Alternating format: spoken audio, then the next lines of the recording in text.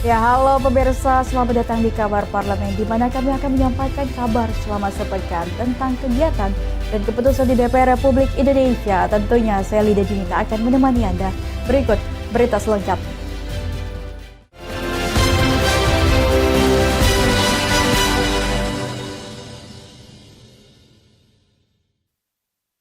Ya pemirsa, kita ke informasi utama. Pimpinan DPR Dasko bersama Satuan Tugas Perlindungan Tenaga Kerja menerima kunjungan Konfederasi Serikat Pekerja Indonesia dan Pensiunan PT Pos Indonesia di Kompleks Parlemen Senayan, Jakarta, Kamis siang. Kunjungan tersebut dalam rangka mendengarkan aspirasi dari Serikat Pekerja terhadap berbagai permasalahan di PT Pos Indonesia. Pimpinan DPR bersama Satuan Tugas Perlindungan Tenaga Kerja menggelar rapat sekaligus mendengarkan aspirasi dari Konfederasi Serikat Pekerja Indonesia dan Pensiunan PT Pos Indonesia di Kompleks Parlemen Senayan, Jakarta. Rapat tersebut KSPI mengajukan dua persoalan, yakni dihapuskannya tunjangan bagi pensiun dan penghapusan sistem kemitraan di Pos Indonesia yang dinilai melanggar Undang-Undang Tenaga Kerja. Wakil Ketua DPR RI Dasko mengatakan pihaknya akan menindaklanjuti yang diajukan oleh KSPI dengan melakukan koordinasi langsung bersama BUMN dan antara serta direksi PT Pos Indonesia. Barusan kami dari Satuan Tugas Perlindungan Pekerja Indonesia DPR mengadakan rapat mendengar aspirasi dari Serikat Pekerja PT Pos Indonesia yang memberikan atau menyuarakan aspirasi terhadap permasalahan yang sudah lama timbul di PT Pos Indonesia. Dalam kesempatan yang sama, Presiden Konfederasi Serikat Pekerja Indonesia Said Iqbal berharap DPR bersama Satuan Tugas Perlindungan Tenaga Kerja dapat mengeluarkan surat rekomendasi mengenai dicabutnya surat direksi tentang penghapusan tunjangan pensiun. Dari Jakarta, Mahendra Dewanata, Ade Chandra, Berita Nasional TV. Pemirsa, kita ke kabar lainnya. Wakil Ketua Komisi 10 DPR RI lalu Hardian Irfani memberikan tanggapan terkait wacana Gubernur Jawa Barat Deddy Mulyadi menerapkan sekolah mulai pukul 6 waktu Indonesia Barat. Menurutnya wacana ini perlu dievaluasi lebih lanjut untuk memastikan bahwa kebijakan ini tidak berdampak negatif pada siswa dan juga guru. Lalu mengatakan program siswa-siswi untuk sekolah jam 6 pagi perlu analisis lebih dalam. Ia menjelaskan pasalnya program ini pernah diterapkan oleh Provinsi Nusa Tenggara Timur. Namun hasilnya para siswi merasa ngantuk sehingga tidak efektif dalam proses belajar. Lalu menyebut program ini tepat untuk melatih kedisiplinan para siswa. Namun Komisi 10 DPR RI juga mendorong Gubernur Jawa Barat Deddy Mulyadi untuk berkomunikasi kepada stakeholder terkait di Provinsi Jawa Barat, baik dari Kementerian Pendidikan Dasar hingga Kementerian Pendidikan Menengah. Terkait wacana Gubernur Jawa Barat Pak Deddy Mulyadi yang akan membuat program siswa kita belajar mulai jam 6 pagi, kemudian efektivitas untuk belajar adalah hanya 5 hari. Nah, kami di Komisi 10 memandang perlu dilakukan analisis kebijakan tersebut, perlu dilakukan pendalaman dari sisi akademik, karena jam 6 pagi bagi anak-anak kita adalah perlu penyesuaian untuk mempersiapkan diri. Kebijakan tersebut pernah dilakukan oleh Provinsi Nusa Tenggara Timur. Tapi hasilnya adalah adanya dampak psikologis, kemudian anak-anak kita tidak efektif dalam belajar di kelas karena mereka mengantuk. Kemudian yang ketiga, kenyamanan dalam belajar juga tidak terpikirkan. Oleh sebab itu, saran kami di Komisi 10 kepada Pak Gubernur Jawa Barat, tolong ini dikaji lebih mendalam, tolong ini dianalisa lebih mendalam. Prinsipnya bagus, kebijakan ini adalah tentu untuk pendisiplinan siswa, tetapi dalam proses belajar mengajar dibutuhkan kenyamanan, dibutuhkan efektivitas, sehingga tujuan dari pendidikan itu bisa tercapai. Kami mendorong kebijakan ini silakan dikomunikasikan dengan seluruh stakeholder pendidikan yang ada, baik di Provinsi Jawa Barat maupun dengan Kementerian Pendidikan Dasar dan Menengah. Tim Liputan, Berita Nasional TV. Ya, pemirsa, Badan Penanggulangan Bencana atau Baguna PDI Perjuangan membangun posko bantuan kebakaran di wilayah Penjaringan, Jakarta Utara. Kepala Badan Penanggulangan Bencana PDI Perjuangan Hardianto Kenneth menyebut bahwa posko Baguna mempunyai tugas untuk memberi bantuan untuk korban kebakaran Penjaringan sesuai arahan Ibu Megawati, Ketua Umum PDI Perjuangan. Sebagian warga kehilangan tempat tinggal dan membutuhkan bantuan seperti makanan. Kebakaran yang melanda kawasan padat penduduk di wilayah Kapuk Muara Penjaringan, Jakarta Utara pada Jumat 6 Juni lalu menyebabkan ratusan rumah hangus terbakar. Sebagian warga kehilangan tempat tinggal dan membutuhkan bantuan seperti makanan. Badan Penanggulangan Bencana atau Baguna PDI Perjuangan membangun posko bantuan untuk korban bencana kebakaran. Posko bangunan ini akan memberikan bantuan program makan pagi, siang, dan malam, serta bantuan seperti pampers hingga selimut. Kepala Baguda PDI Perjuangan Hardianto Kenneth menjelaskan bahwa posko Baguna PDIP pastikan selalu membantu masyarakat korban kebakaran sesuai arahan Ibu Megawati, Ketua Umum PDI Perjuangan. DKI Jakarta, kita membuka posko dan tenda di sebelah belakang kita ini. Program dan target kita ya ingin melakukan mitigasi dan bantuan terutama kepada warga-warga yang terdampak gitu. Dari Jakarta, Tim Liputan Berita Nasional TV melaporkan. Ya, Ketua Komisi 10 DPR RI Hetifah Syaifuddin mengatakan DPR akan segera melakukan rapat kerja dengan Kementerian Pendidikan Dasar dan Menengah terkait putusan Mahkamah Konstitusi yang mengharuskan pemerintah menggratiskan pendidikan baik di sekolah negeri maupun swasta. Menanggapi hasil putusan Mahkamah Konstitusi terkait menggratiskan sekolah swasta jenjang SD, SMP baik negeri maupun swasta, Ketua Komisi 10 DPR RI Hetifah Syaifuddin mengatakan bahwa pihaknya tentu akan segera menggelar rapat koordinasi dengan kementerian terkait yakni Kementerian Pendidikan Dasar dan Menengah untuk membahas hasil putusan MK tersebut, termasuk pada skema pembiayaan. Menurutnya saat ini baik sekolah negeri maupun swasta sudah mendapatkan bantuan dari pemerintah yakni bantuan operasional sekolah atau dana BOS. Namun untuk sekolah swasta masih diperbolehkan mengambil pemungutan karena berdasarkan kesepakatan tertentu. Sehingga adanya putusan MK ini, pemerintah nantinya akan memisahkan sekolah swasta yang premium dengan sekolah yang memang benar-benar membutuhkan bantuan seperti sekolah swasta yang berada di area terpencil, tertinggal, dan terluar. Sebetulnya saat ini semua sekolah, apakah itu sekolah negeri maupun sekolah swasta, sudah mendapatkan dukungan bantuan berupa biaya operasional atau kita sebut dana BOS, bantuan operasional sekolah, yang nilainya itu sama sekolah negeri maupun sekolah swasta. DPR memastikan pemerintah dapat menjalankan hasil putusan MK ini dengan baik dengan skema penganggaran yang berfokus pada kebutuhan yang lebih penting. Natasha Alko, Adi Chandra, Berita Nasional TV. Ya, informasi berita lainnya tentunya akan kami sajikan usai jeda berikut ini. Tetaplah bersama kami di Kabar Parlemen.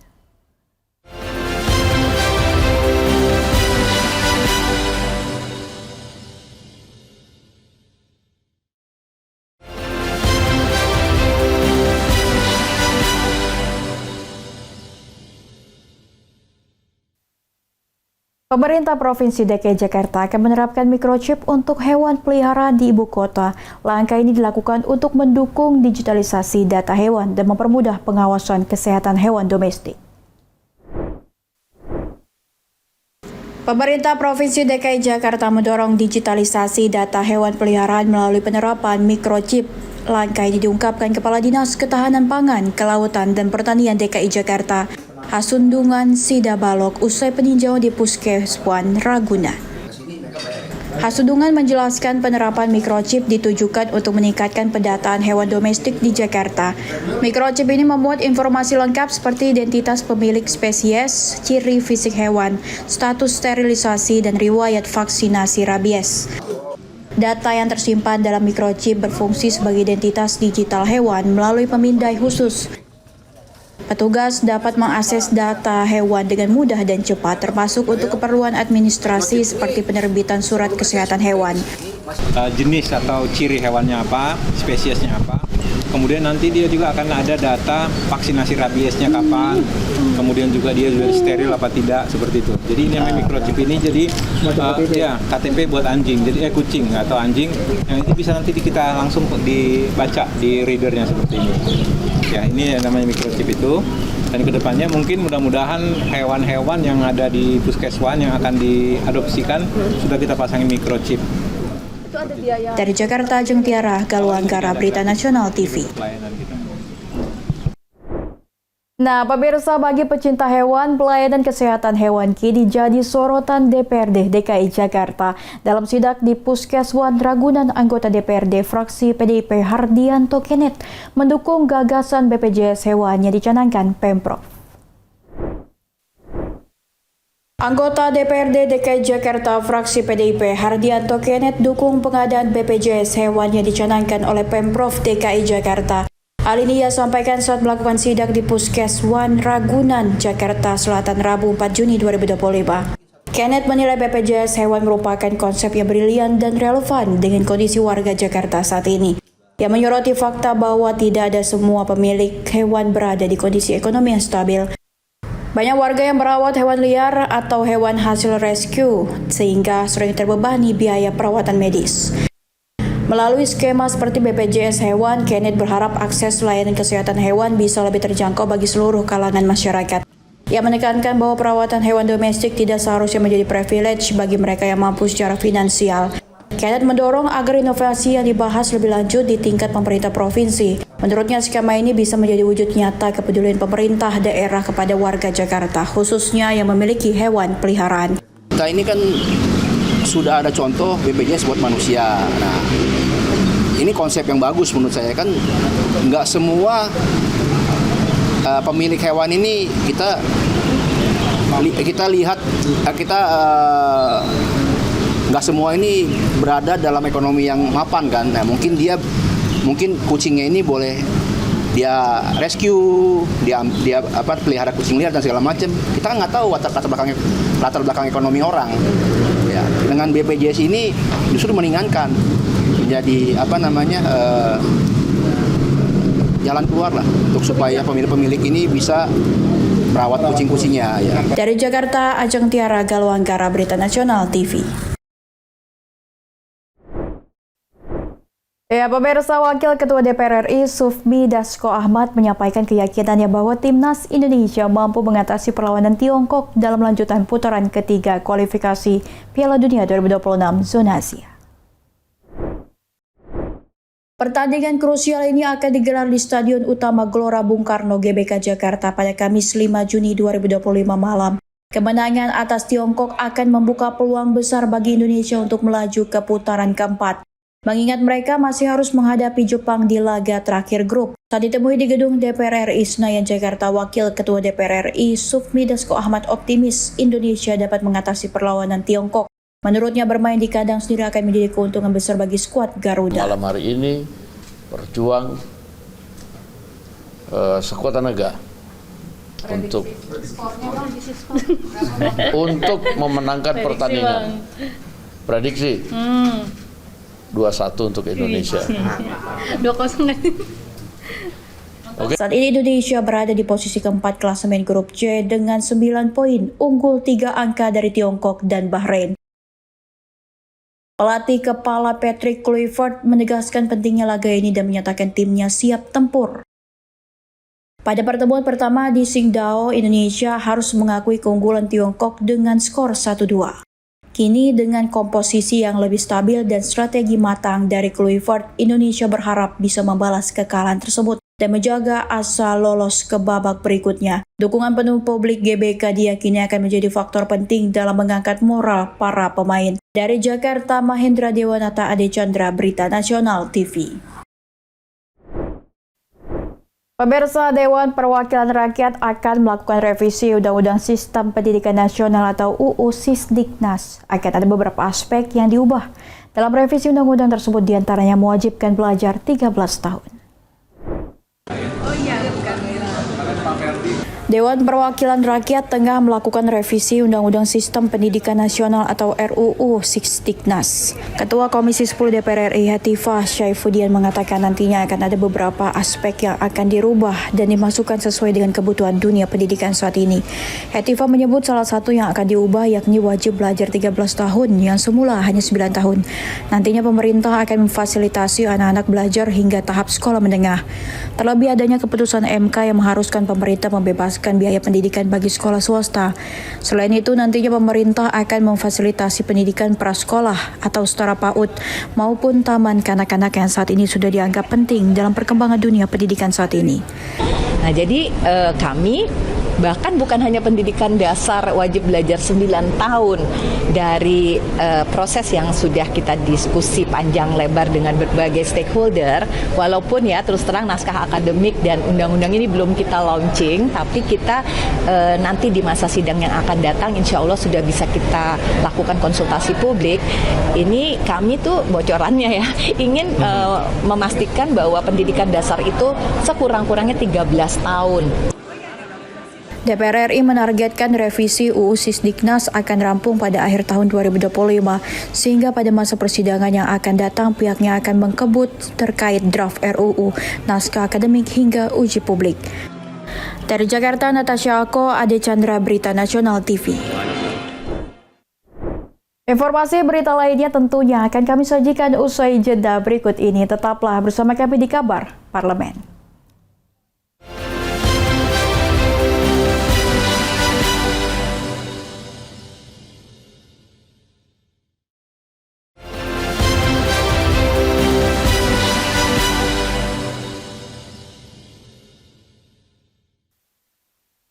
Ya, Ketua DPR RI Ahmad Muzani mengatakan eksistensi Ormas kerap dinilai sebagai masalah bagi dunia usaha. Dirinya menilai keberadaan Ormas perlu dievaluasi. Hal itu disampaikan Ahmad Muzani usai hadir membuka seminar politik bagi perempuan di Gedung Nusantara 5 Kompleks Parlemen Senayan, Jakarta, Jumat sore. Muzani mengatakan pertumbuhan investasi dan dunia usaha diharapkan terus berkembang, namun di sisi lain bermunculan informasi terkait ormas yang kerap melakukan aksi premanisme. Muzani menyarankan pemerintah segera melakukan evaluasi penataan ulang terkait eksistensi ormas. Dirinya menyebut Kemendagri serta kementerian dan lembaga terkait untuk melakukan pembahasan aturannya. Iya, saya kira fenomena ini agak mengusik karena dengan cap dan stempel apapun ormas itu kadang-kadang menjadi problem bagi kegiatan dunia usaha. Karena itu saya kira perlu ada penertiban. Adi Chandra, Berita Nasional TV. Ya, pemirsa, kita ke informasi lainnya. Dewan Perwakilan Rakyat Republik Indonesia menggelar rapat paripurna ke-19 masa persidangan 3 tahun sidang 2024-2025 di Kompleks Parlemen Senayan pada Selasa pagi. Agenda paripurna kali ini guna menyetujui naturalisasi kepada 4 calon pemain timnas Indonesia sepak bola perempuan. Naturalisasi alias permohonan pertimbangan pemberian kebangsaan Republik Indonesia kepada 4 calon pemain timnas sepak bola perempuan diantaranya yakni Felicia Victoria De Zou, Iris Joska De Roo, Isa Guse Wraps, serta Emily Julia Frederiva. Keempat pemain tersebut berasal dari Belanda yang memiliki keturunan Indonesia. Sebelumnya pemberian naturalisasi sudah disetujui oleh Komisi 10 DPR RI dan Komisi 13 DPR RI pada Senin 26 Mei 2025. Sidang paripurna dipimpin oleh Wakil Ketua DPR RI Adis Kadir yang turut didampingi oleh Ketua DPR RI Puan Maharani dan Wakil Ketua DPR RI lainnya yakni Sufmi Dasko Ahmad, Cucun Ahmad Samsurizal, Adis Kadir hingga Saan Mustafa. Berdasarkan hasil pembahasan Komisi 10 dan Komisi 13 DPR RI memutuskan menyetujui pemberian pertimbangan kewarganegaraan Republik Indonesia kepada Saudari Felicia Victoria De Zou, Saudari Iris Joska De Roo, Saudari Isa Gusce Waps, dan Saudari Emily Julia Frederica Nahon.